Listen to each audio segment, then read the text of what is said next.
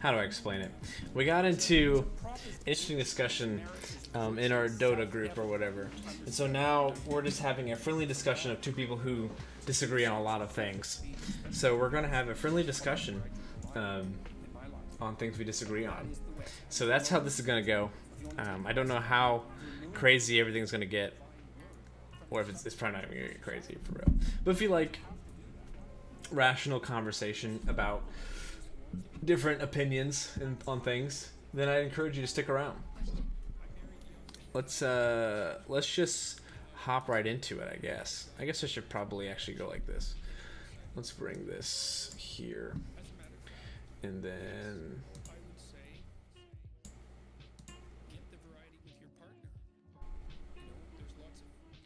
we'll go like that.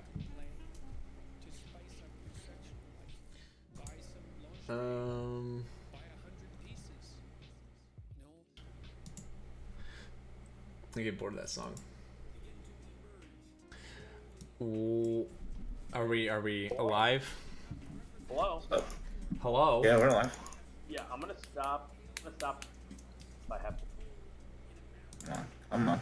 Or should I still be on all support? Now the question is, where's Matt at? Doesn't matter. No. Fuck. Because I want to know how we're gonna do this exactly. Because here's, yeah, I'll wait till you guys are finished there. Okay. We're Alright, done. we're done. Can you hear me? Yes.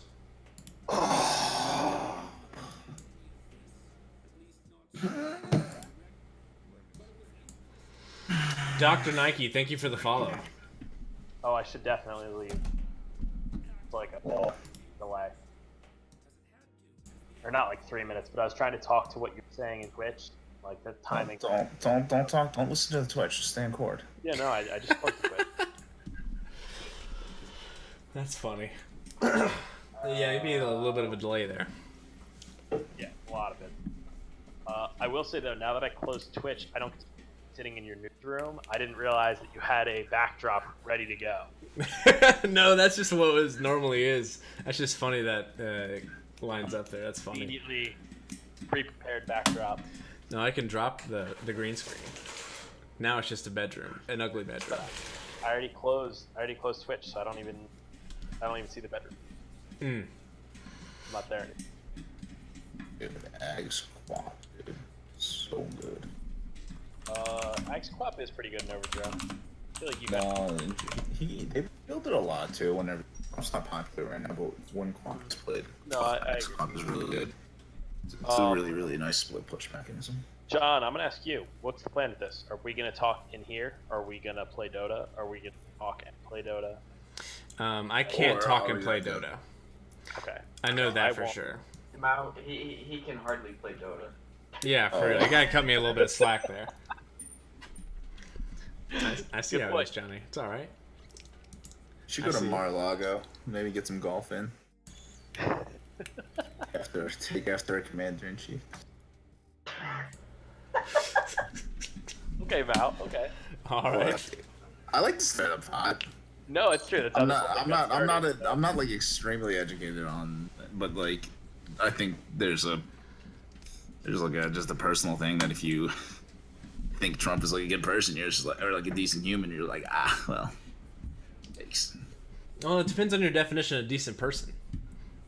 That is There's true. no. There are very few definitions by which Trump is a decent human being.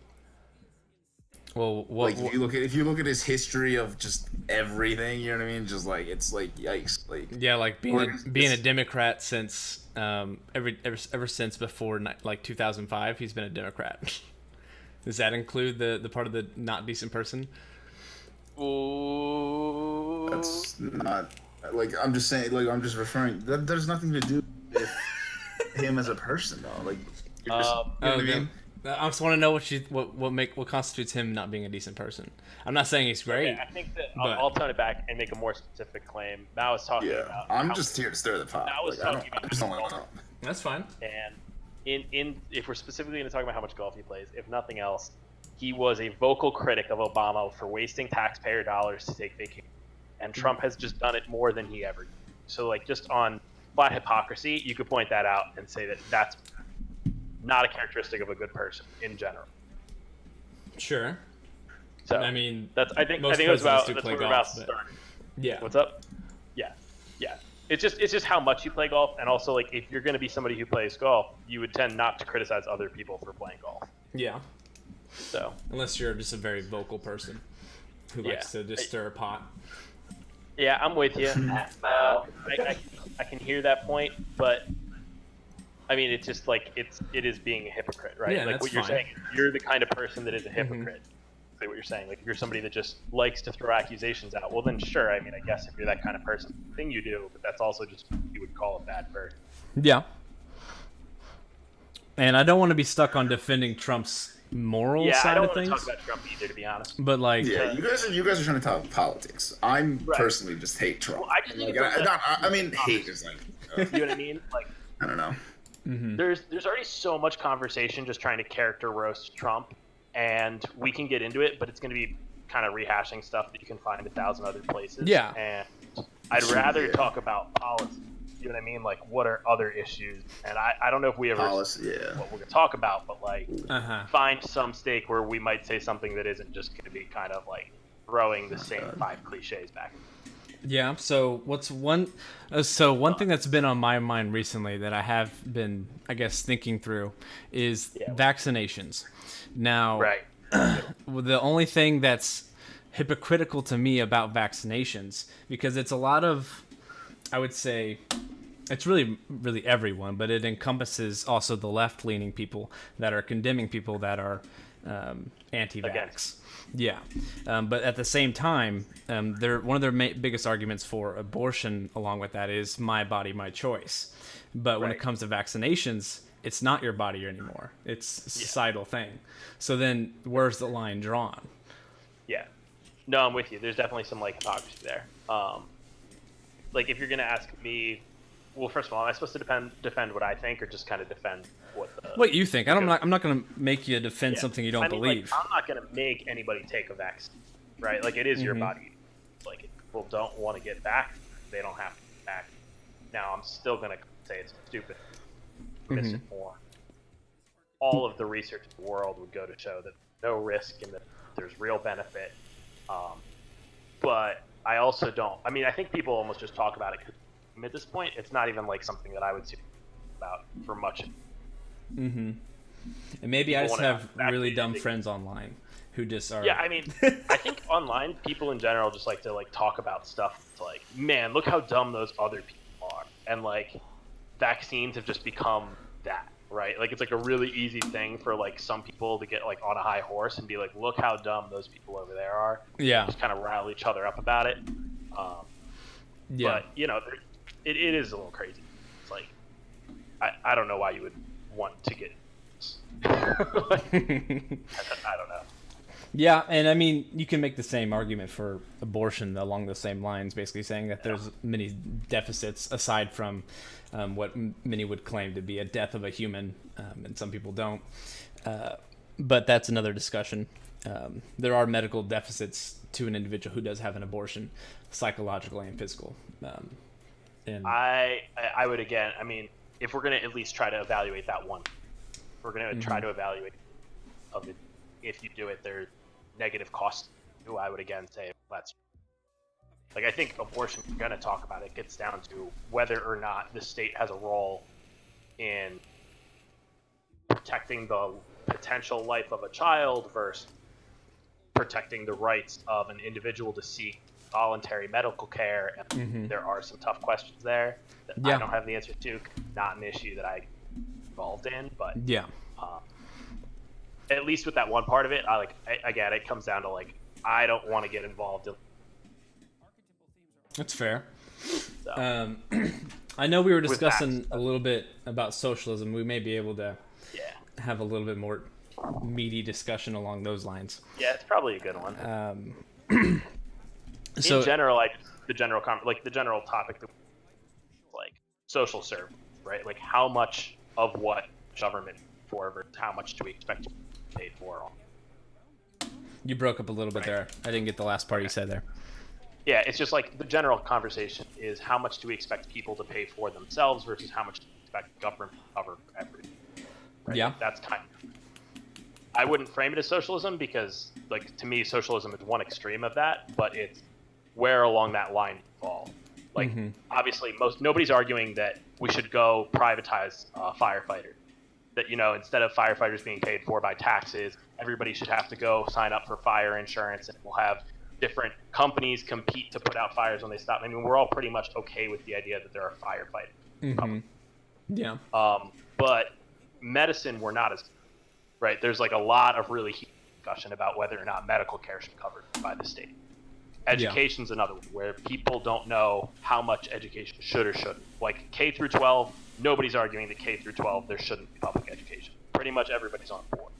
But as soon as we talk about going past that, it becomes a conversation of, oh, well, you know, if we do that, then, you know, nothing's free, and how are we going to pay for that? And that's socialism. Well, even in the K through 12 section, there's still discussion about that because there's a lot of private schools out there that are privately funded, of course.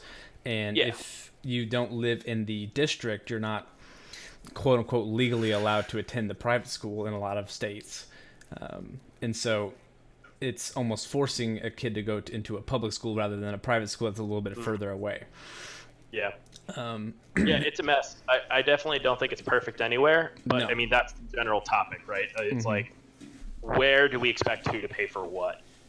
I think it's a cool one. You know, I don't have any hard and fast rule that I'll apply down the line, but I tend to fall more on the line of government paying. And I think you, just from what we hashed out in GroupMe, tend to fall more on not as the only thing I should say, one of the biggest issues I have when it comes to the government being in charge of a lot of those things, the government's a very large institution. Right. It's huge, and it's also centralized. So so what you can see a lot of times, especially with like diabetic medicine right now, insulin is stupid expensive. And if it was a completely socialistic healthcare, they would be able to go down, not because the price of the medicine has gone down, but because it's subsidized lower. So your taxpayers are paying for the rest of the cost. But what's interesting about the United States is that we're trying to do like all the things at once, and so we've created with the amount of regulation, it's impossible for there to be a competitive source of insulin. So there's only really one company or one organization that's providing the insulin that's really on the market today. There is a little bit out there, but it's very hard to get a hold of. That's outside of the main uses of insulin. So there's a monopolization on insulin itself due to the government trying to regulate it so heavily. Yeah. I have to admit, I'm not a healthcare expert, but I understand it about the same way you do from what you said. I would love to hear from people that know more, but if we're just going to riff off that, I think I are resigning. Listen. But it's weird because people see that situation, and half the people look at that and they say, okay, well, the problem is these two companies have monopolistic power and they're squeezing consumers, and companies are the issue, and we need to fix that. And the other half of the people look at it and they say, these regulations are the reason that there isn't more competition. We need to fix that. And like, we end up in this huge debate. You know, everybody kind of, what needs to happen is we need to do stuff. So like, I don't know. My thing is, I think smart regulation is the way to go. I don't think you would ever go with no regulation. And when we look at regulations that don't work, I tend to think about how we can fix them, not how we can remove them, or that they are the problem. The issue is tweaking them in light of.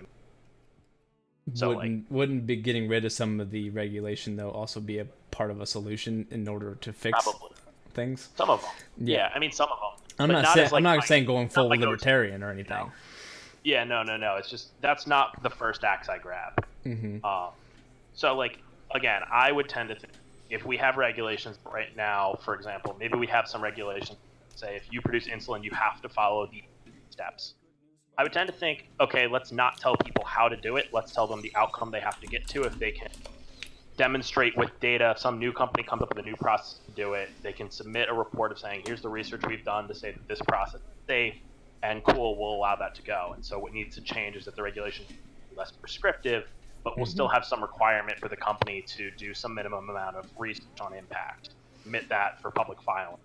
That stuff should exist. But I am for tweaking. I think that there's plenty of examples of dumb regulation. Yeah. Like if you want to stick to insulin specifically, Yeah, sure. Why not? The original, I should say, way they did insulin was they pulled it from I think it was cows or pigs or a combination of both. Yeah, I don't know why, but that does sound right. Like in my head, when people say like cow, Yeah. I'm gonna while you talk. And so they would give that to people, and it worked for a lot of people. Like they were able to use that, but there were some individuals that couldn't. And so as time has progressed on, it's become more and more synthetic, I guess, maybe the right word. Maybe just more so it's more pure and more closer to the actual bile that's created in your, is it pancreas or something? No. Again, you know what I'm not a saying? doctor. Yeah. You know what? I'm just gonna not call you on it. Say pancreas, and for the purpose of this stream, we're gonna run with it. I'm pretty sure it's the pancreas, but I could be wrong. I know bile's in the liver, but I can't remember what it is. Anyway, it's become more usable by a broader crowd because it's more easily usable, but it's also become more expensive over time. And along with the monopolization due to the regulation, it's gotten more expensive because there's really only a few places that it's really coming from. Yeah. And in other countries, which I think they call themselves more socialistic countries, but really they're just going to cheaper types of insulin for those who can use that type of insulin, rather than in the U.S. it's more so we're going to give you the best that there is by law because we have to. Yeah, because it's the only option, right? Yeah. It's tough because I don't know how to draw that line other than to say like, I think that should be a conversation between doctors, right? Like, I mean, the two of us can sit here and riff it out, but at some level, I don't have a good way to gauge how dangerous is. Like, is it something that if I give it to some people, they'll die from it, or is it just it won't be effective? Because if it just won't be effective, then yeah, fine. Why don't we try that on everybody? And for the people it doesn't work. But I mean, these sorts of conversations where you start talking about like different treatment options and how to save money, ultimately need to be done by those. And I think that the reason our current system doesn't work because the people providing care and people paying care are never the same. So, like, there isn't any alignment that would drive cost saving, right? Well, to drive prices down, it'd be competition, but yeah, no, I'm for competition in general. Like, I think it's a useful tool in places where it works. I think that there's reasons healthcare can't be perfectly competitive. Because, like, if I get sick, I don't have time to shop around and compare providers. Not to mention the fact that if I'm not a doctor, I'm not really adequately prepared to provide it. I just have to take the word of one expert to another, and it just tends not to work as well as market things like consumer, which can be competitive in the classic economic sense, right? Because, if I don't like one phone, I can go return it, go get a different one, and I can read reviews, and for all intents and purposes, those. I'm sorry, I got a little off track there. We were talking about how doctors one's kind of triage. No. I think what you're going for is that the conversation that should be driving the regulation should be done more so by expert people. Is that what I'm hearing from you? For one, I think that we tend to get into a few different topics in the last few minutes, but yeah, I agree that regulations should be driven by experts. They should be driven towards outcomes that everybody agrees are good, lower costs for service. You're sounding less and less socialist as you talk. You know that, right? Yeah, but I see socialist isn't necessarily a word I would use, right? Like I would use the word liberal to describe myself, or maybe progressive, depending on the issue. Progressive and socialist are almost synonymous now. I can see liberal, but I don't know. I know. Right? It's such a weird line to draw, and I think it'll be like not until the history books are published that people will really. But where I draw the line, I studied philosophy, tend to go back to the really classic definition. Socialism is about controlling, right? It's about if there's a factory that's making wealth, that'll be owned and organized by the government as an institution for like workers to have. That's not really where I'm coming at it. I'm coming at it where markets are okay, competition is okay, private ownership is okay, but there should be a large amount of government regulation to make sure that all that stuff works. So I am for like, big government, but not necessarily social. And so, like, because I fall on the more radical end of what types of government intervention I'm okay with, that's where I start to use the word progressive. But again, I'd prefer to just talk issue by issue. I don't think that the right way to govern is like based off take some high level principle and then just try to apply it across the board. I really think a practical. It interests me that you'd say you're for large government, but at the same time, you're for the competitive market. Yeah, well, people don't compete if they can avoid it. Like, honestly, people will take shortcuts. People will cut each other out. They'll lie. They'll steal. Like, all this stuff happens in the absence of well-regulated markets that are, like, enforced by rules. Yeah. And there's definitely ground rules to be laid. Yeah, for sure. And there's a lot of rules that, like, I mean, people try to weaponize the government against competition. They'll pass requirements. I don't know. It can work in both directions. I'm not really in a direction, I don't think. Yeah, I'm trying to figure out where we disagree here, because okay, for some reason it seems like to me like the terminology's different, but the ideas are the same. Yeah, like I would be for a single-payer healthcare system. Oh, did I drop my mic? Nope, you're good. Okay, yeah. But why? Because I think empirically we pay twice as much as anybody else, and we don't get demonstrably better outcomes. And So I think that at the whole, it just comes down to a matter of investment. If you have federal money and you can invest it in your country, a better place for people to work and live, in the long run, that will pay for itself. Like, that's part of where I come out of it. I don't necessarily, I mean, I kind of do think moral obligation. I think that in a country where we have so much, we can afford to do that. But even past that, I think that if we look 20 or 30 years down the line, we need America to be the place for the best people work. We need the American dream to still be there. That means that people can't be in a situation where if somebody in their family has cancer, it wipes out their life saving. And it's a problem that's kind of unique to us. Like, not totally, but if you look at the rest of the developed world, we are the only ones that still have a healthcare system. We're also the only ones that aren't waiting to get our healthcare done. But, again, like, their life expectancy is the same as ours, and we're paying twice as much. So the reason, I'm not saying the U.S. healthcare system is great at all. It's not. Yeah. But in terms of having a healthcare system in a government, there's three aspects that really are attainable.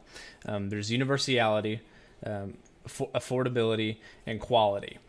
A government's able to ensure two of the three guaranteed, but they can't ensure the third one. The U.S. is trying to get all three at the same time, and it's created this nasty, terrible thing. And so you see in countries like the Nordic socialist countries, they do, for the most part, it's affordability and universality. So everyone's able to get it. It's inexpensive, and it's very expensive to the government itself, but there's other reasons why they can do that at the moment. Look, I think there's things we can do to cut at cost that don't get anywhere near quality. Like, I think a lot of what we have in cost in education,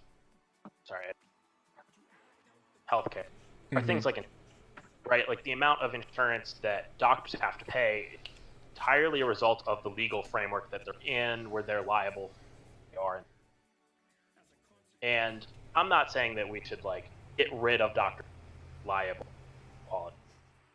But I will say, like, it is the particular nuance of the regulation, the way that have made it expensive is, and the reason that continues to happen is because there's a lot of, right? Like, there are health and billions of dollars doing what, and I think that's really where you start to get the argument for disintermediation. If one party owns all these parties in the business, one entity is the one governing all parts of the system, you no longer have, like, sub-optimization where the hospital, how much they can get out of the insurance company, how much they can get out of you, because it's all coming out of one pocketbook. So incentive cost. I don't want to go into, I mean, I think we have to be intelligent about how I think there's plenty of cases where when you give the government direct control of something, look at the post office, they're going to be less innovative than someone like FedEx, UPS. And so we want to be careful not to end up in that situation where by creating a forced monopoly, there's no longer any of how to do better. But I do think that there's room for, by cutting out some of the unnecessary middlemen involved in the process, remove cost without necessarily compromising quality. So you know, Long rant on my part, but hopefully that comes. yeah, I'm trying to figure out how I feel about what you're saying there. But so what's funny is I had someone who's from Finland comment on here saying, I'm a good, socialize the healthcare, man. I'm a good advocate for it. I'm from Finland and we have zero problems with healthcare apart from waiting in line, of course. So But they're, to be honest, like for most people, that's like the smallest complaint, right? Like there are people that have to wait in line anyway and go bankrupt and don't get good quality care. yeah, I'm not saying the U.S. system's great because we're trying to do all Yeah. three of those things at the same time. The only reason like places up in the Scandinavian area are able to provide that currently is because they're sitting on there's two main reasons. One, they're sitting on tons of oil, so their government's stupid rich from that because they own the means of production from that. And then secondly, they're very monoculturistic. There's really only. I don't know how much that matters. I mean, it kind of does matter in a social aspect. If you have everyone I who don't has know. the Like, same I'm not sure. ideas, for the most part. Because right now, theoretically, the hospital that treats you doesn't treat you differently based off of your culture. No, they don't treat you differently I guess based on the culture, but the regulations and laws that are put into place from the different types of ideas and people all melded together change how the hospital can run to begin with. I don't know. I think that even if there are subcultures within America, for the most part, we all expect a very similar experience from the hospital. Like, nobody's arguing that hospitals need to work 2 or 3 different ways and that part of they're inefficient just because they're accommodating 4 or 5 competing ideologies. Like, pretty much everybody's on board with hospitals running the way they run. I don't know. I'm pretty sure there's a lot of people that would argue that hospitals aren't well run currently. I don't know. Yeah. I'm not sure. It is tough. Want to pivot to a different one? I mean, we can keep riffing up. Yeah, go for it. What are your thoughts on education? Because I think that's one of the other ones, right? When you watch a lot of the Democratic candidates for the primary, those are probably what the two. I'm assuming you're talking about post-secondary education for collegiate level, and like there's all kinds of people coming out with different approaches. Some people, I mean, Bernie was famous for coming out with its whole free college for everybody. Elizabeth Warren's been making headlines for her loan repayment plan.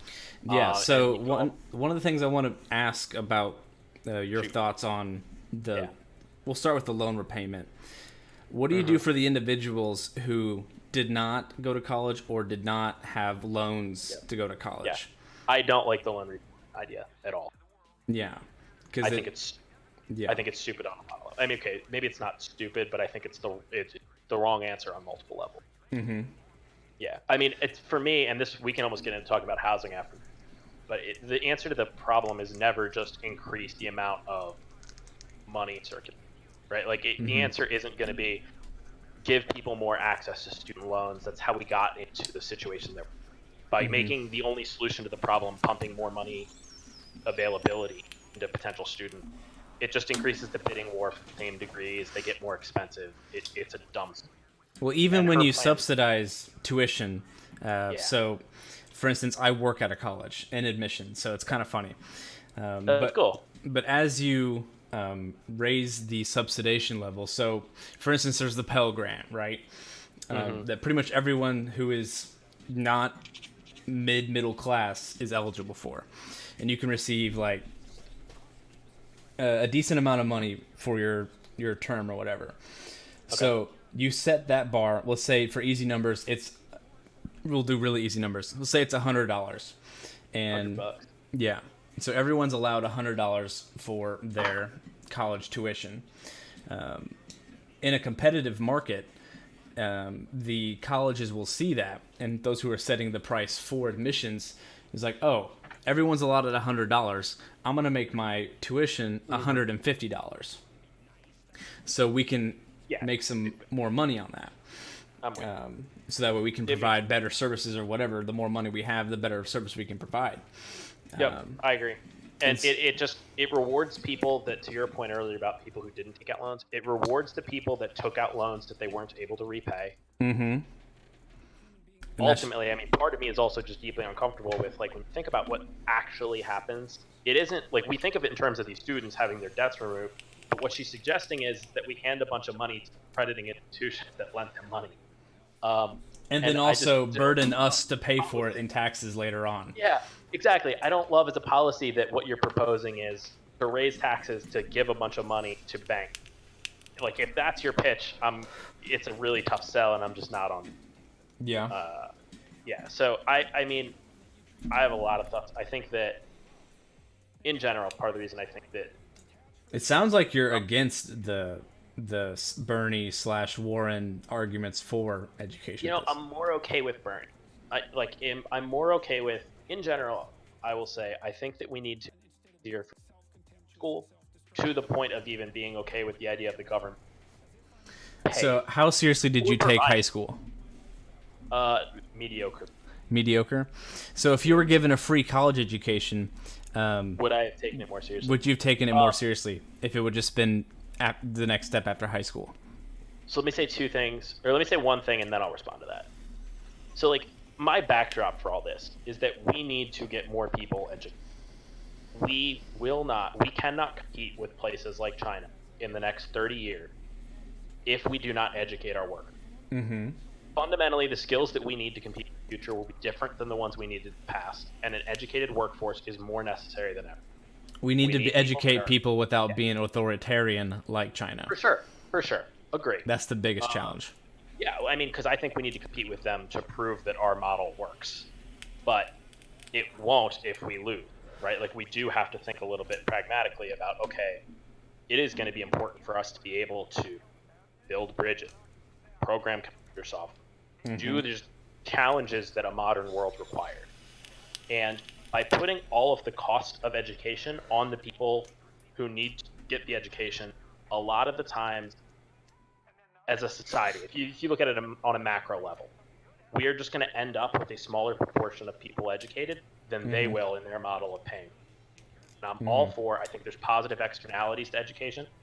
I think that when you get educated in the long run, it benefits society. And by society underrating the cost of new people getting educated, yes, there's a short-term cost to that, but on a 30 or 40-year time span, it will pay itself off. We'll be better off for it. It's the smartest thing.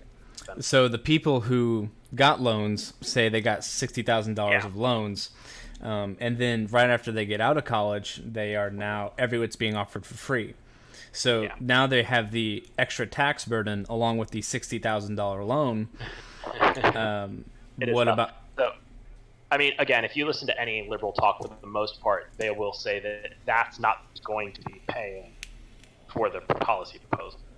That in some combination, we're going to pay for these things by A, not increasing military spending. For example, Trump's budget proposal last year increased military by just unprecedented. We would say, okay, literally just instead of doing that, spend that exact same amount of money on something else. The debate becomes less about should we spend money and what should we spend it on, given that we have increased government spending every year anyway. Well, part of the reason the military spending is so high is because we are the military force for other countries. Especially in Europe, we are their military force, and they don't have to pay us a dang thing for the most part. So we're subsidizing these other countries' military. Without us, they wouldn't have as much of a strong force that they, especially because it's seemingly so that a lot of the European countries are a lot more left than the United States. They are, and I think it is partially because we are subsidizing their protection or their defense. So they're able to not have to burden themselves with a lot of the cost or the societal cost of building a military, because that's a human cost. I mean, like, I think post World War II, the U.S. very much wanted to be in the driver's seat, right? Like, we liked the idea of ourselves being the unilateral head of our alliance. And I think it's a fair complaint that might not be the state of the world anymore, and we need to more and more figure out ways country bear the cost of their own defense. The flip side of that is it's going to require us to kind of respect sovereignty more than we have in the past. We've been able to kind of determine foreign policy of the West in a way that's been beneficial to us, and that's really been the reason why we've done that. I'm all for questions that make me more. I'm not a big military person. I think it's important. A military, of course, even a large one, but not necessarily to the degree that we have. Yeah, I'm fine with scaling back. I mean, we can always protect the United States at the most important level. Yeah. But I want to get to a point that you made earlier about, like, if you're a kid fresh out of school and somebody's offering college. My answer is don't go. Like, go work for a few years and then go to college. Because I don't want to make college free just for 18-year-olds. I want to make it so that if you want to go back and get your master's, that's an option.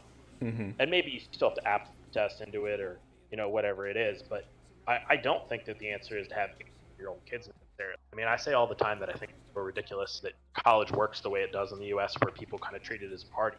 A lot of them, even ones that are taking. That's a cultural issue, I'd say, more so on the media side.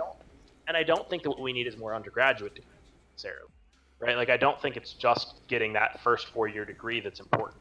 When I say education, I mean in the broadest of, like, if there is something that you want to go back and learn about, we should try to make it as possible to get access to information, learn more, eventually bring that back. Would the easiest way to provide the best education to people to make it as affordable as possible? Yeah, I mean, yes. How would you argue that you make it as affordable as possible? I think it's a combination of everything. I think that there should be state-run schools like there are today, but that more contingent in their spending is that they are required to find ways to get their training out to as many people as possible. So, for example, so like a high school. I'm from Pennsylvania. I went to Penn State because I was in state tuition. Still pretty expensive, but about half the cost that it would have been if I lived out of state. Penn State has the ability to videotape every lecture that they take, and there is no reason that as a state-sponsored institution in Penn State, they're only they're half public, half private. But pretend that if we used a different example, an institute was full publicly funded, there's no reason they shouldn't be able to release their lectures online to any resident of the state who wants to learn about the topic. But at some point, you don't need the teacher maybe you anymore. wouldn't get a certification, right? But even at initial step, that would get information. And if you're some person sitting at home wondering how to get ahead in your career, you can literally sit down and watch the lectures on whatever topic.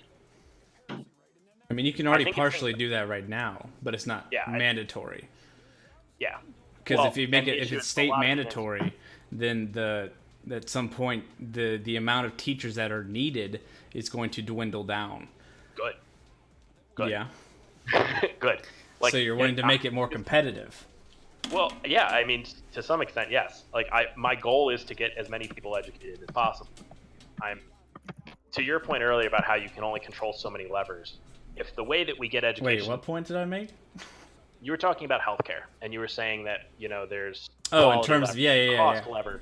Yeah. Okay. So, I mean, look, it's kind of the same situation, right? If I can maintain the quality of education and getting it out to that many more people isn't the need for as many teachers, then I'm going to say, okay, I don't need as many. That's not. I'm actually for specifically finding ways that we get education more efficient. That's get everybody educated with the need of less teachers. Good. Or you could take a different angle and say, okay, given that we have as many teachers as we do, if we can get way more efficient about how we're educating, how much more can we do with this firepower? So I don't. So wouldn't it be a good idea to make the market more competitive? How would you? Huh? How would you? What do you mean by more? It'd be more privatized and less subsidized. I don't think that would make it. I don't think that in that environment, these institutions would be competing to get as many people educated as possible, right? So I think let's say if you have a school, if you have two schools in a town, for say you have two schools in a town, and they're both private schools, and that's the only schools that are available in the area. The parents are going to send, if they have the best intentions for their kid, which most of the time that is the case. Hopefully, they're going to send their kid to the school that will teach them in a way that's going to make them good functioning adults. So the two schools now have to compete between each other of which has better education, or which one has the best policies, or which one has the most effective way of making functioning I just adults. don't think this works out, right? I think that the decision making involved in this process at every step doesn't what we would call a good outcome. right? Like I think that for whatever reason, people are more cost sensitive now than they should be to the cost of that. People are gonna go to. I guess I don't know where you're having the problem with it. I'm having a problem. I think that it will be a race to the bottom. I think in a lot of cases, schools will try to cut costs drastically at the cost of quality unnecessarily. Well, if a market is competitive and they cut the quality, the consumer's going to go to the area that has the better quality if it's what quality is what they want. I don't know. I studied economics, like that's what my undergraduate degree is in, and the more I got into it, the less convinced I was that people act as rational actors in that. Well, people aren't entirely rational, though. They aren't, and I'll give you that one. I think that I don't know. I don't know how to boil it down to anyone. But if you're saying that the consumer is not entirely rational in They're not. trying to get I'm not. the best education, then what's the point of making quality education? Or I should say, not what's the point. I should say, how effective will a state run be in providing as high of quality education as possible? So here's kind of how I think about it. I think about it if we think about it in the example, and you were saying, wouldn't I favor a more competitive market? I think the issue that we've seen in policy over the last however many 10, 20, is that as we've increased access credit so that more people can afford to in the bidding war for college. And the reason that we've done this is more or less to say that people are rational. They can choose to take out a loan if they think it'll be worth it. They'll bear the cost themselves, and that really access to credit is the equalizing factor. And the issue with that is that we've seen the same handful of schools, because of the reputation they have, kind of operate a sort of monopoly, or at least not a traditionally competitive market. It's really difficult. Somebody that a degree from a small school, even if it's just as good, is as good as one from more reputation. So like those schools kind of sit on a pedestal. People pay for the brand name. There's not really a way for new brand names to come and enter the market. And so what the competition becomes is just about amenity, right? At these schools, they increasingly compete for, we see a bloat in the amount of college administrators because there's all kinds of new groups, organizations, athletic departments, things that are secondary to the actual education, because we don't see any actual competition in the education part of it. And that's my issue, is that like, if you can find a way to structure a free market solution where institutions are incented to compete over providing a higher quality education at a lower cost, I'm all for that. But absent get rid that, of I think subsidization. Is that going to work? Yeah, because then the bottom dollar is actual $0, and a company can't thrive on $0. If a company's putting out crap and getting in a guaranteed subsidized level of income, they can maintain themselves to provide either a facade or something that's not going to bankrupt them, because they're still getting in a guaranteed amount of income from the can't say that word. So yes. let me give you a hypothetical. I mean, like, because I would be personally for. I don't think the two of us would ever sit around and figure this out in a day, right? Like, I don't think not at all. Frame a national system in any short period of time. No. So really, all I'm advocating for is that we should start to think about what a good policy would be, and that yes, there will be a heavy amount of government policy. Here's I one would that be I against the heavy government in that, but yeah. But I mean. So anyway, here's the solution that I would like. In the same way that if I'm a privately traded corporation, I have to have an independent accounting firm come and audit my books so that when I release my earning statements to the public so that they can buy and sell stock, we have a system of verification that they're reporting accurately. I think one of the issues in education is that you are hiring them both be the service that educates you and to certify that they've done a good job. They both provide you lectures and then test to grade how well you lecture. And because they are the institute both, isn't really a way to cross compare the quality of two different schools. I would be for a system that divorced those two from being in. So instead of Penn State being both a service providing me lectures and an institution creating tests that give me a GPA and a degree at the end, I would say those need. Maybe we have one institution that sets the standard for anybody graduating with an undergraduate degree in biology should have to know this list of 30 or 40, whatever, breakout, and have that be managed by PhD researchers, the kind of people that aren't teaching undergraduate lectures anyway, that are at the institute, grants, and long-term research. You know, they can set the standards for what counts as a good education in their field. And then we can have a competitive market for getting people educated to that. Well, I can tell you that when I went to state, there were classes that I would straight up not go to lecture. I would pay $20 to a service down the street called Nittany Notes, Penn State Nittany Lions. Nittany Notes is a service where they'll have somebody go to classes, take notes for you. You study those, get good grade. And I always thought it was ridiculous. I'm paying thousands of dollars for a lecture that I don't sit in to then take $20 notes and still get good grades on tests. And I think that the issue being right now, if I want a Penn State degree, I'm required to pay Penn State whatever multi-$1,000 price tag they put on the degree, even though I might have been able to learn the same material somewhere else cheaper. So like a free market solution to me would be by splitting those up, by making some regulation that those the same institution, we can get to a world where there is genuine quality education that would actually drive down the price at the quality. Thought experiment, suggestion number one. Not at all married to it. I'm just saying this is the sort of radical idea that I'm out there thinking about. I wouldn't say it's entirely radical. Yeah. I mean, the idea of wanting to, of being confused as a student of why you can pay $20 to get all the information you need to take a test that certifies you while also paying thousands of dollars to be able to take the test is confusing. I get that.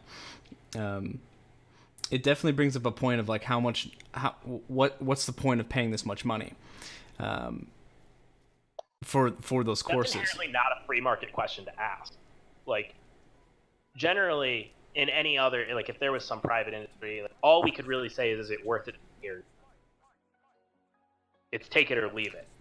I don't really get to look at a product and question if Apple's pricing is fair, right? Like most of the time in economic language, when we talk about these sorts of things, either say, okay, well, you either value it the same way they do or you don't. Mm-hmm. And if you don't, then just don't buy it and shut up. Yeah. And I'm more or less taking the stance of, okay, well, no, we're going to open the hood and think about why this cost the way it is and how government regulation can lower the cost, which I don't see happening. No, I wouldn't say government regulation would be lowering the cost. This is where, I mean, this is what I start to, when I think about like my core political tenets, right? Like this is some of the stuff that kind of distance from my friends. Is because I'm going to do this kind of solutioning to say what are ways that regulation actually drive the cost. And I'm totally on board that like dumb regulation can make things more expensive without quality or holding quality at a bar that's too high. I mean, it's like, more so subsidization is making the price higher than what it needs to be. Yeah, but I would call that dumb reg. I would say that we can probably do a better way to use the same amount of money to get better. Mm-hmm. Like make subsidization based on academic ability. Yeah, sure, maybe. Mm-hmm. I mean, we want to think through if that creates other like perverse incentives. You know what I mean? Maybe the way that quality is measured, easily manipulated. We're going to trying to, fake phony results, subsidy. Yeah. I know plenty of teachers that absolutely hate like No Child Left Behind, standardized test policy. I don't know enough about why, but I know that they just. It's from what I understand, one of the reasons they hate it is because what's the word I'm looking for? It's basically where it's not based on academic level of ability. It's based on race and ethnicity. So individuals who score higher on tests on average, which would be in most cases of Asian descent, have a higher requirement to get it. Chirping with the facts. Come and have a harder time getting into better schools. I think I would have gone to Penn State with a. They have to score higher to get into the same school as someone of another ethnicity who can get in with the lower score because of those propositions put up. So it's one hurting the ethnicities that aren't doing as well on the tests. Because there is no reason for them to score as high to get into the higher institutions because they don't need that same entry level as other ethnicities, which is it shouldn't be based on ethnicity to begin with, but currently it is. And so when those ethnicities with the lower requirements to get into the higher level of learning that requires a certain level of academic ability to even take those courses, they're hindering themselves, they're failing out because they can't perform at the level of intellect needed for those high of schools. I'm talking like the highest of schools. I'm not talking like normal college or anything. I'm talking like whatever like Harvard or whatever. But and then these are all concerns I've definitely heard before. I don't really have strong, like I only have like abstract positions on this because I've never spent time in one of those classrooms to see this happen. I've never been involved in the admissions process or as far as what I think should happen in the admissions process. I don't know that it's that much about government regulation. I actually think in a lot of these elite schools, it's that, they're for the most part private institutions. They specifically for their own campus culture want a certain amount of, and some of that is independent. I mean, actually say that the driving force behind that is independent of any government regulation. These schools culturally want to promote a certain environment on campus where there's interaction with people from a bunch of different backgrounds. For the purpose of maintaining that is why they start admission policy. Again, it's interesting because I can only imagine that if we were talking about a private company, like a consumer goods company, we would take the free market lets them choose who to hire, and if it doesn't work out for them, then that's their mistake, and they won't be competitive in the long term. But when we talk about colleges, for some reason, and I think we're right to, but I just want to point out kind of the double standard. We all feel a lot more obliged to get involved and to say how they should be doing it, or that it's unfair that they choose to do it the way that they do it. Well, because a lot of it's funded by tax dollars. Yeah, is it like does Harvard get any tax dollars? Anyone who takes MIT, subsidized loans, anyone who takes financial aid loans, anyone who's getting grants to go to school, anyone who's doing that's all paid by tax dollars. So I'm paying these people to go to these schools, right? Partially. Isn't this that these students are taking out loans, students are spending that money, but ultimately because students are still accountable for it, are they actually being subsidized by taxpayers? What else would they be subsidized by unless it was an independent grant? But I'm not talking about independent grants or scholarships. I'm talking about subsidized but because loans like or the anything students else. Still expected to pay back the federal government no matter what institution they go to, the same amount of money is being pot. Then why is it being offered or even proposed ideas of student loan forgiveness? Yeah, I mean, I'm not for this. I can't. Yeah, I know you're not for it, and I'm not trying to pin it on you, but it's still the conversation that's being brought up by the people that are legislating for us, For sure. So it's definitely a concern, and that's why people want to talk about it. That's the only reason I bring that up. Who's in here? I'm sorry, I just logged back onto Twitch, so I'm reading the visiting. Yeah, Dr. Nike's been adding some comments. Dr. Nike, definitely. Yeah, that I've been reading because he said he was from Finland, so he's right up in that area. Oh, that's what I'm talking about. Okay. Yeah, so it's interesting to. I'm sorry I'm not talking to you much, Dr. Nike. I'm trying to listen to Helly here, and so like it's hard to read both. Sometimes I'll stop listening to you, Helly, just for a second, just to read real quick. So I may miss a couple things you say, but it's just interesting to hear what he's saying. But it's lining up. At least what he's saying. It's okay, I understand. No problem, man. Let me read here real quick. And if of course it's financial tax, but our tax is not the biggest. If I had to double check what y'all's tax rate is, because I'm not familiar with Finland or any other countries over there tax rate. I know we have a lower tax rate, but we have some of the highest business tax rates since prior to Trump's plan, which lowered it a little bit. For some reason, people were really against. That made me angry. People were against that. Against what part? Lowering business taxes? Yeah. I think the issue is that there's too many, like the filing is too complicated process. There's too many ways for companies to claim losses against their incomes. Holy shnikes. I was looking at Finland's tax rate. Personal income tax rate in Finland is expected to be 51.6% by the end of this quarter. Holy shnikes. Sorry, Dr. Nike, you do have a high tax rate. Oof. Sorry, continue. I forget what I was saying. Business taxes, Trump, people not liking it. I said I didn't like it. I didn't like the people who didn't like it, I should say. Yeah, I mean, I think that in terms of hard dollars handed over to the federal government, corporations aren't paying it. Now, if the way that we get there is we lower the effective rate, but then close loopholes, I'm fine with that, right? But I think that Deregulation, in yes. general, yeah, in general, I think that companies are not paying fair, right?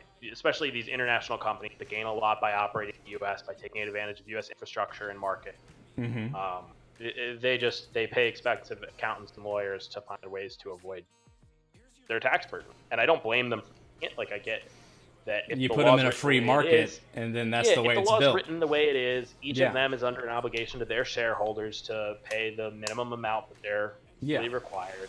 Fine. But from a legislator's point of view, what we need to do is make it less complicated so they don't need to employ as many lawyers and accountants.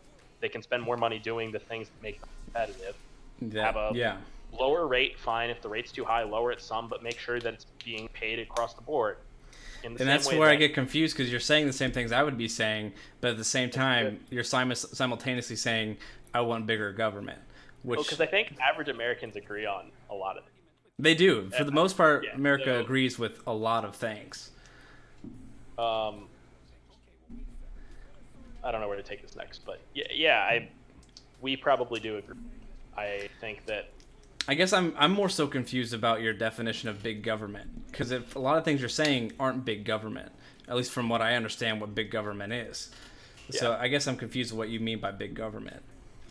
Yeah, I guess that's fair. I think it's more when I say it. It's that I realize that for some things that I will propose actively, like healthcare and education, people will throw that, and I'll speak for liberals.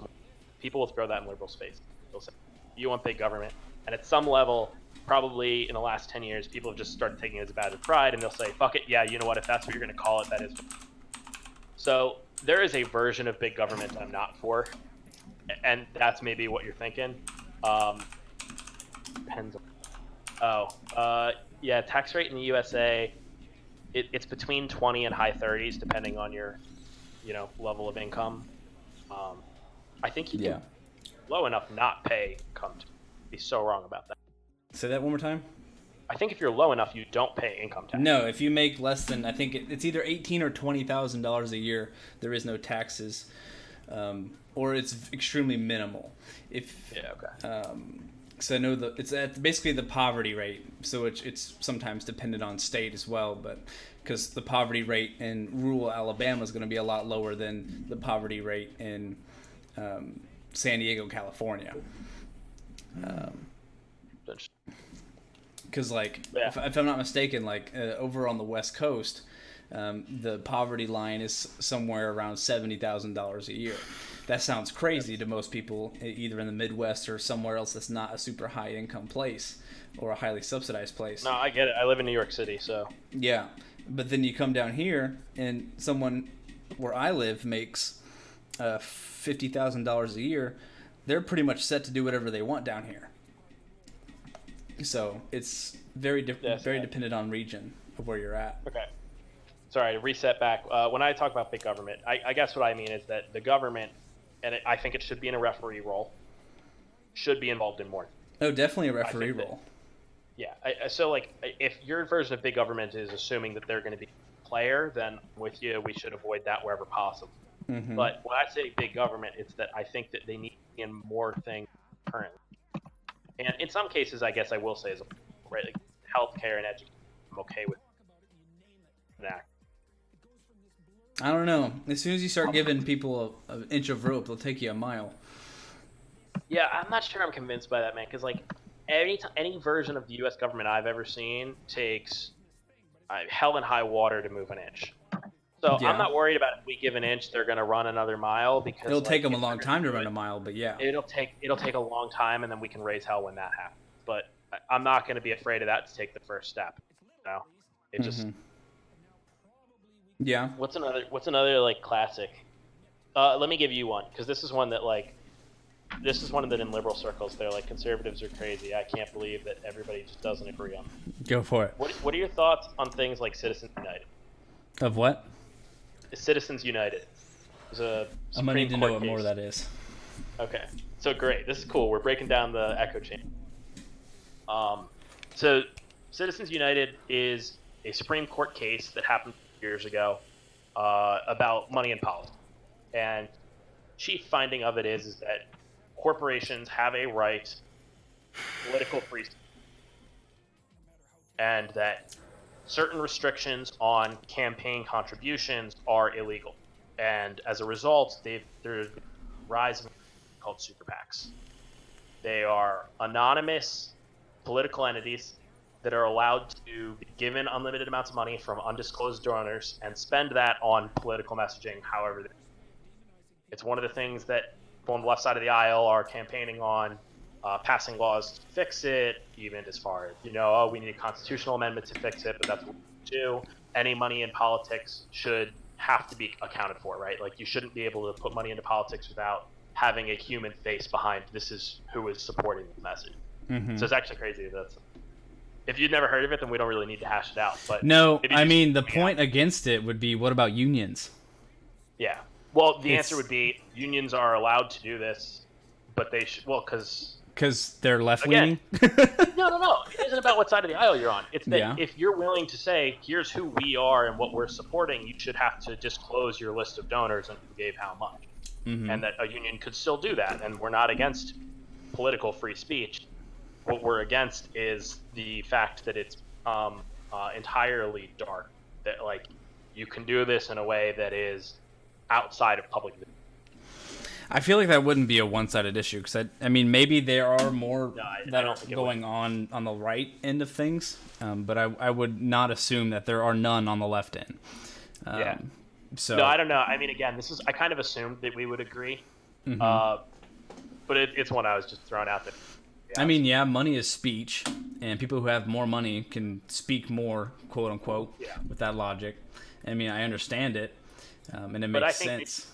required. Like, I think that it should be transparent when that's right. Oh, yeah, Not that they shouldn't transparency. Be able to do it, Which isn't but big that government. Transparency Yeah. is more smaller government. Yeah, but it'll take government regulation to require that. That's Yeah, there's not too much not a disagreement lot. there. Not a lot, but it'll take some government to make sure that when people say they are whatever Americans for Prosperity running an ad on TV, well, who the hell is that? Who gave them how much money, and are they actually accounted properly, or is it some Chinese billionaire funneling? Or selling tons of things people uranium wanna- to Russia, or something like that. Whatever it may be. Cough, cough. I got the jab. I got it. That wasn't a jab at you. I have not liked Hillary Clinton at all. No. And I don't I think hate- most people You know do. what my issue is? No, I mean, she's fine. I think that she gets way more flack than she deserves, but I don't want to also get into the business of Yeah, you don't want to defend her, but you'll say she's not bad. no, it's fine. I get think that. I don't think wanna that the defend amount Trump. of criticism she gets is disproportional to. The amount of criticism that you hear specifically, Uh, because I mean, yeah, I'm assuming, where do you hear a lot of the criticism from? Is it more so online? yeah, It's, sure. But the- also in person, right? It's like. I mean, your people circle that of are- friends, yeah. Usually, like-minded people think more so and hang out more so often. Oh, where are we going with it? No, I was just saying, like, both in person, online, whatever. When people talk about Hillary Clinton, I mean, a lot of the times they'll just kind of say things and take for granted. They'll be like, "Oh, but she, she's so cunning or politically, whatever the word you're going to, dirty, slimy, Mhm. classic politician." And though I think that there is an intelligent argument to be made, right? She's been in politics for years, and I'm sure you could go dig it up. I think a lot of people just throw that out there without knowing her political history because it's the brand that she. Mm-hmm. So on one That's- hand, I was 2016 primary. I was a Bernie, right? So Mm-hmm. I So went how'd you through all feel this about nonsense. the Democrats stealing that Dude, spot under from Bernie? Yes. Angry, furious, and it's total bullshit, right? Mm-hmm. It's shameless bullshit. So I'm But you not know, a- Hillary's the reason why Trump was elected, For sure. right? For sure. Yeah. Sure. And that's also why I get frustrated at, like, I am not a supporter of Biden, right? Like, Biden's running currently the front runner in most polls. Mm-hmm. But it's frustrating to me because it's almost as if Democratic leadership huddled up and they're like, all right, what's the closest we can get to running Hillary again? Yeah. It's just entirely disappointing. It feels like they missed all of the core messages behind why it didn't work the first, right? Why people felt like a status quo candidate who was going to come around and be like, things are mostly fine, isn't what people want and expect out of either party.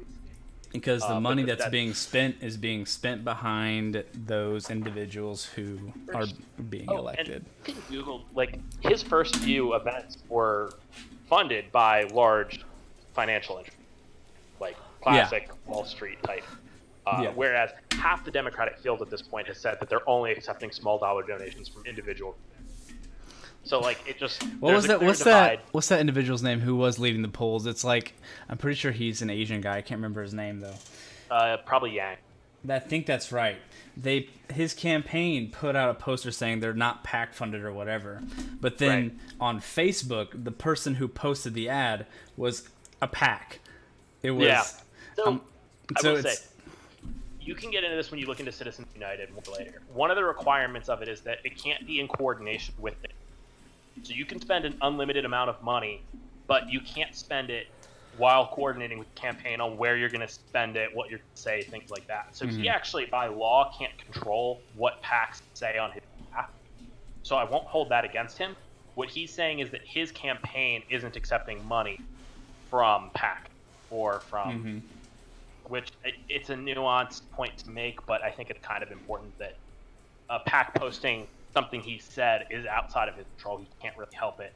And for the most part, I don't know Yang's, but I know that most of the Democrats are campaigning on getting rid of the PACs. So even if they're speaking for him, for getting rid of them, so I don't really have an issue with one of them helping him get elected to, dissolve them. Yeah. Well, I still think there's still funding that's questionable on both sides. Sure. I don't think that's going to change anything. It's probably close to even. I wouldn't sure it really would. I just don't know. Like, one way or the other. I wish I could say that I believe it's close to even, but I don't have any indicator by which I could measure how much happens on which side. And that's part of the reason that I'm for requiring or disclosure and transparency of money in politics, because I need to at least be able to make that assessment with some degree of certainty. I'm going to do a quick Google search here real quick. Shoot. How much money is spent on if I could spell, campaigns by party?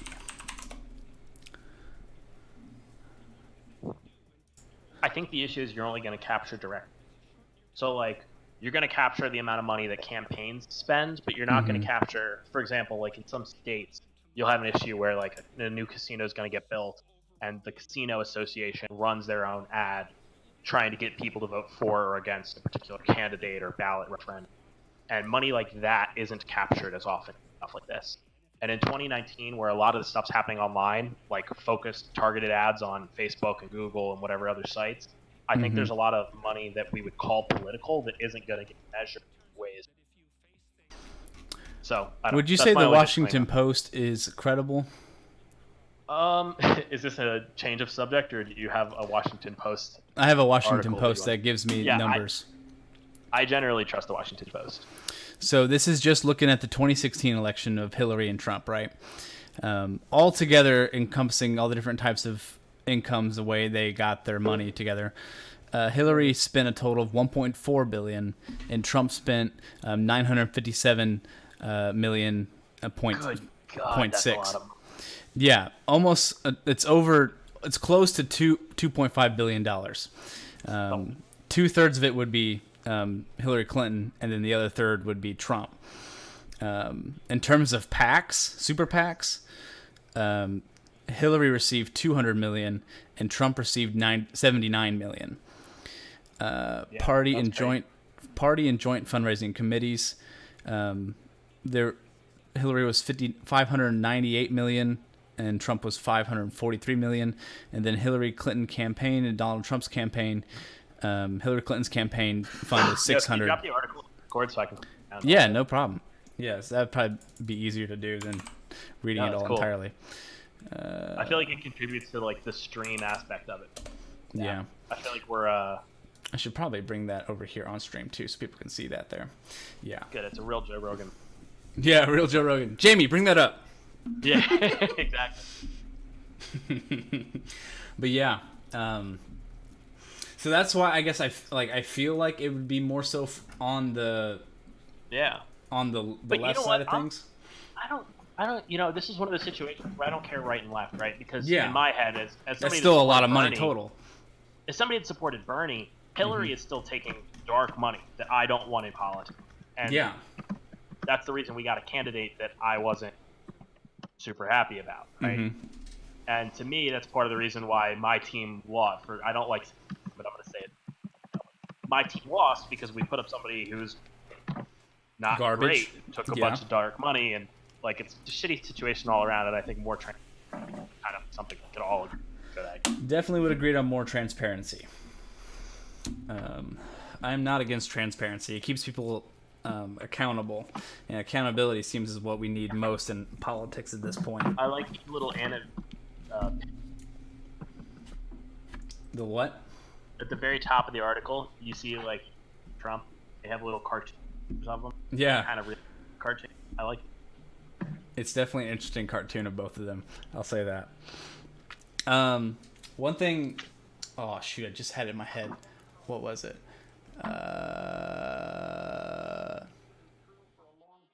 Dang! I spent my. Sometimes that's what I hate is when I listen to people because I definitely want to hear them out. I forget totally what I'm thinking.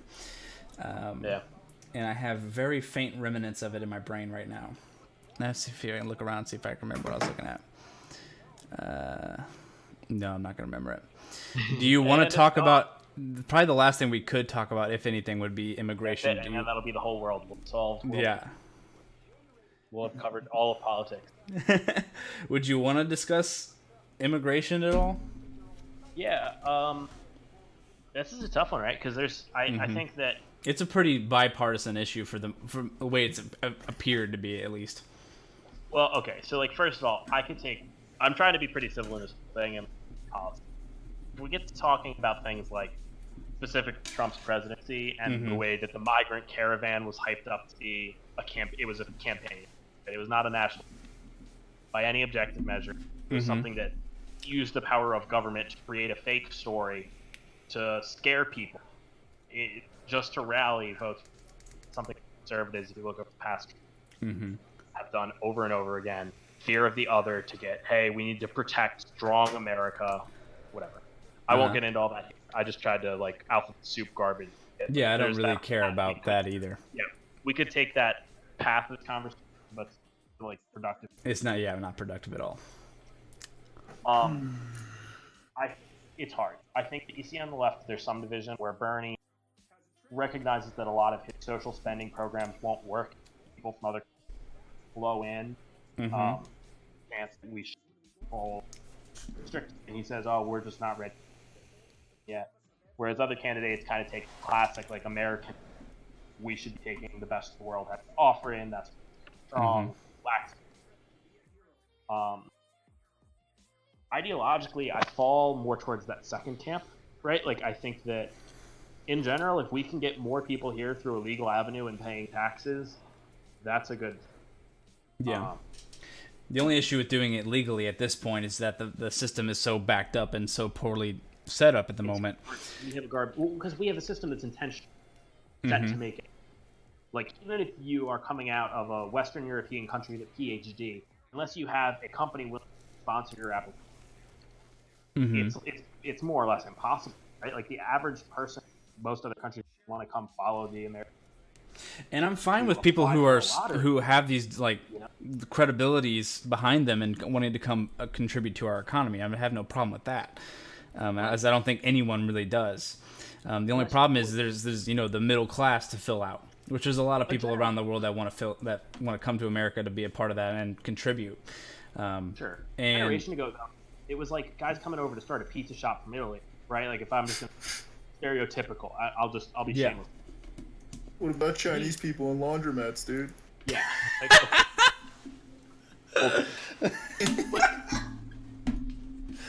There you go, Mal.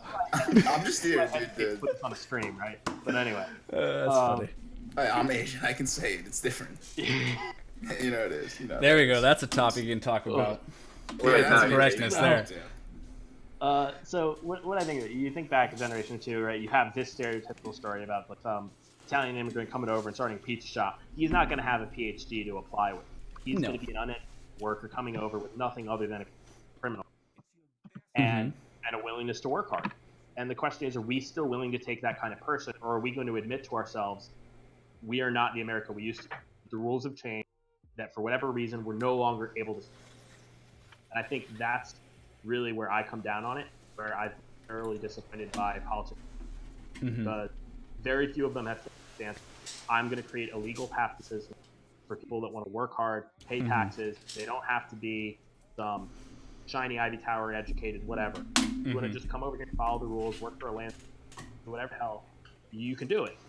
So let me- all you need to follow the rules. Let me go ahead and lay this out. This is what I would say is the common conservative view on immigration. Now, if you wanted a simple version, it would be basically this. We want people to come to America. We want them to come legally. Now, if you want to get into a more complicated discussion of that, it would be basically looking like this. We want people to come in. We want the rules to set up for how people should come in, so that way we get the cream of the crop, and also those that would still contribute well, not those that would just live off of the taxpayer. And then the reason refugees is different. Okay. Just want to be clear on that. Yeah, refugees is the responsibility of the country to host refugees would be those who are neighboring the country that is in conflict or persecuting people. That refugee train, they wouldn't even be considered refugees when they got to America, because the neighboring countries that they were fleeing from were several borders away. So at that point, they're already outside of the jurisdiction or the country that they're being persecuted from, the country that is supposed to be. National law that's ever been established. But I won't get into that. I mean, if you look at the UN, that's Let's stick how it's supposed to be. But yeah, well, we're going back to essentially immigration. The reasoning why from what I understand, the reasoning why that the system's so backed up is that it's poorly funded, and that it's not been infrastructured well.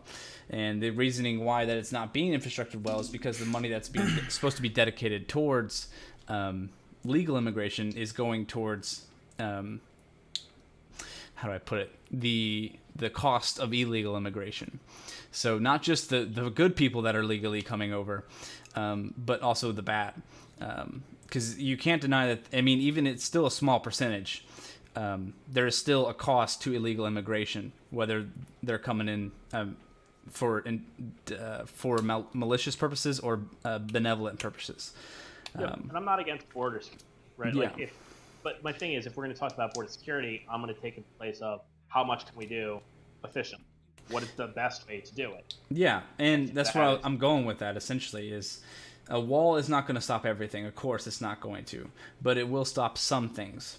And that's the point I think it's looked over a lot. For a cost of, I think, what was the cost of the wall? 50 million? What was it again? Do you remember? It is an absurd, stupid waste. I'll take the harshest stance I've taken on that. No, that's fine. If we want to spend money to the border, all for it. But that's not the way to do it. Well, let me finish out this, what I'm laying out here. Let me double check what the cost of the wall is, because there's math behind it. 1.5 billion, is that what it was? I think the highest cost that we saw for it was 7 billion. I think that was the highest at one point, if I'm not mistaken. So, do you know how much the taxpayers are burdened with illegal immigration costs? Like, what do you consider?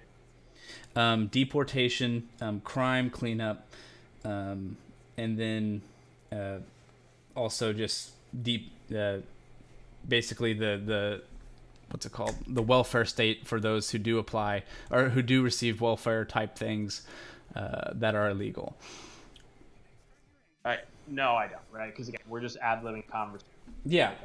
I do not have any Yeah, well, from what I remember, I think it's somewhere around the estimate is somewhere between 300 and 500 billion, if I'm not mistaken. 300 to 500 billion. I would dump. You don't. I would simply question the methodology of study around it. I may have my numbers somewhat. No, I have this too many zeros. It's 30 to 50 billion. That's what it was. 30 to 50 billion. I had one too many zeros there. So, with the cost of 5 to 7 billion, and the deficit that's being burdened on the taxpayers is 50 to 70 billion. If the wall were to stop 10% of that 30 to 50 billion, it would almost pay for itself at that point. Now, I don't think a wall would stop more than 10%, but I think it could stop a small percentage. And if you're able to stop a small percentage, then you have more resources to then go to the real problems, which is overstayed visas, and also that whole system, which is complete garbage at this point. I think that I don't want to get in. I'm not saying the wall is the final answer, but I think it's a first step. I think I am confident that if we actually visit this one at another time, I can come up with a breakdown based off numbers on why the wall makes absolutely why any amount of spending on the wall would be better than other. Like Well, off the cuff, what would you say would be the reasoning, without numbers or anything? Without numbers, what's the reasoning? Yeah, why is the wall completely useless? Climb over it or go under. Frankly, like it is a dumb solution to prevent crossing a border that is thousands of miles. Like it is not going to be an effective way. Yeah, but the 10% that it's stopping, the 10% that it's stopping is the largely to do with drug trades. The harder you make it for drugs to get over, the slower the amount you can lower to come in. The cartels do the crazy. They've engineered submarines. They built tunnels from Bales deep in Mexico all the way. A wall is not going to be. Yeah, but it's going to stop some. I'm not saying it's going to stop everything or very much at all, but it'll stop some enough to start building a step forward. The ROI on that would be so much better spent. Like, even if it does stop some amount, some percent, it will be such a trivial percent relative to the cost that we would have been better off spending that money on others. On giving $5 to $7 billion. Yeah, we would have been better off giving that money to Border Patrol agents in the form of drones to do aerial surveillance and internal give more investigators and research. Look into that. But if you have a staffed wall, which is what the wall is intending to do, to be staffed, it will be comically expensive relative to any supposed benefit. I don't know, that's man. more or less my broad. I definitely think you should look at the numbers, man. If I'm happy to look at the numbers, why don't we even? I'm up for revisiting, but I do think this is one where it comes down to the numbers. Oh, it definitely does. Yeah. And I want to make myself clear again. I don't think the wall is going to fix a lot or very much at all, which I think you would agree with. I think you're just saying it's going to it would only fix a minuscule amount, while I'm saying it would fix enough to then pay for itself and then allow us to move forward to fix the real problems. That would be a conversation enough, and I'm happy to frank the conversation. Well, I hope I didn't. I'll come with some numbers. I hope I didn't come off as attacking or anything this entire time. No, I tried to keep it very. You're good, man. You're good. We're keeping this. Actually, if anything, I'm the one being less civil, but. No, I wouldn't say that at all. Trust me. I've dealt with a lot more crazier people that are trying to come up with ideas to argue about. Even though I'm not trying to argue, they just want to argue with me. So yeah, I had fun. You were pretty aggressive to me. Mao, Johnny, since you guys were there listening, I want to hear your guys' sides or discussions or what you think of how all that went. I think Johnny would be more so on my side and Mao would be more so on Helly's side, I think, if I'm... I don't know if there's like you guys kind of agreed on a lot of different things, right? Like, that's what... And most people do. Yeah, like, it's amazing. Like, you sit down and you're like, oh, shit, like, okay, like this is obviously people aren't all this way or that way. You know what I mean? Like, Yeah. so, like this conversation was real productive. So here's a place. I'm talking to you. I'm drunk. This is why people on the left hate Trump, because he is not somebody who is making us realize the ways in which we all agree and working. He is constantly divisive. He's aimlessly divisive. He's smug and proud of the fact, and I think it's making the country a war. I think that's more anecdotal. Even aside from all of his policy positions, which I also deeply, I think that is one issue people have, right? Is that he does not bring out, and even previous conservative presidents have tried to bring people together on the stuff we do agree about. Mm-hmm. Agree on a good. Sure, yeah. Sorry, now you can talk. And if you No, you're fine. and if you listen to a lot of conservative talking heads, almost all of them, at least the more influential ones, do not stand by Trump's rhetoric. I don't think I've heard a single one, except for maybe like Gavin McInnes, which I don't even like that much, really stand for Trump's rhetoric. I don't know of anyone that does, for even all for the big conservative talking heads. So, No. Who just, Hop just Trump. Yo, let's play Dota. yeah. Hop doesn't give a shit about this. Hop just likes like Trump because I'll boot up. he would build that wall. He's like, build that wall. I don't know. That's just. It's actually. so is that where we end, or does Mao and Johnny want to say anything?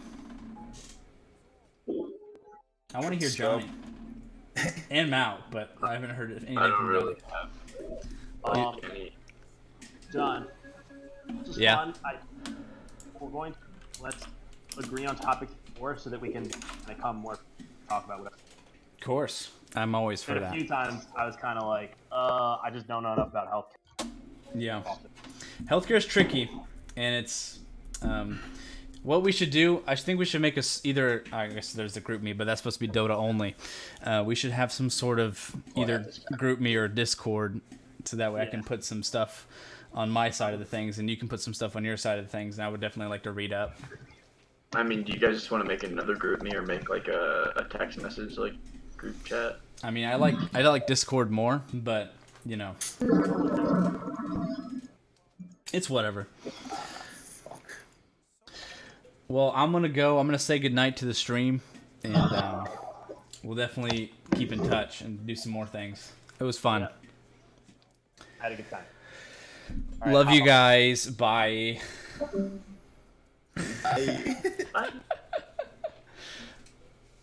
That's funny. All right, guys.